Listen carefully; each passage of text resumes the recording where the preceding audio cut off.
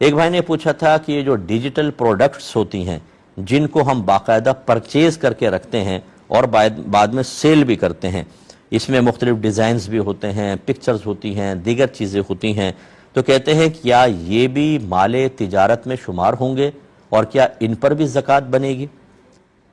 دیکھیں، دور بدلتا جا رہا ہے اور مال تجارت بھی ہر دور کے اندر مختلف صورتوں میں آتے چلے جا رہے ہیں، تو آپ کے عرف میں، آپ کے ماحول میں، آپ کے زمانے میں جو چیزیں مال تجارت ہیں، مال تجارت کا مطلب جن کو آپ نے بیچنے کی نیت سے ہی خریدا ہو، باقاعدہ ان کی قیمت دیتے ہیں، آپ پھر ان کو رکھتے ہیں اور پھر آگے ان کو اچھی قیمت پہ سیل کرتے ہیں، یہ ہے مال تجارت، اور مال تجارت کے اوپر سال بسال زکوٰۃ بنے گی، چاہے وہ کسی بھی فارم میں ہوں، ڈیجیٹل فارم میں ہوں یا ویسے ہی آپ اس کو مطلب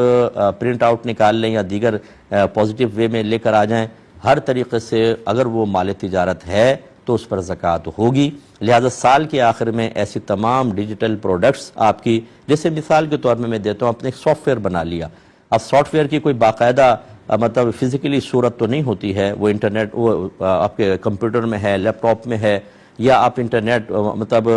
انٹرنیٹ اس میں انٹرنیٹ کے اندر ہی اس کی سہولت فراہم کر رہے ہیں، آن لائن سہولت فراہم کر رہے ہیں، لیکن آپ باقاعدہ سافٹ ویئر بنا کے اس کو بیچتے ہیں، تو اگر وہ تیار شدہ ہے، مثال کے طور پہ ایک تو ہے تیار کیا، یہ تو مال تجارت نہیں ہے، اس کو آپ چاہے سیل کی نیت سے رکھیں، ایک ہے کہ آپ نے خاص بیچنے کی نیت سے خریدا ہے، اب رکھا ہوا ہے اور اب آگے اس کو آپ پروفٹ رکھ کر سیل کریں گے، یہ پھر مال تجارت میں ہی شمار ہوگا۔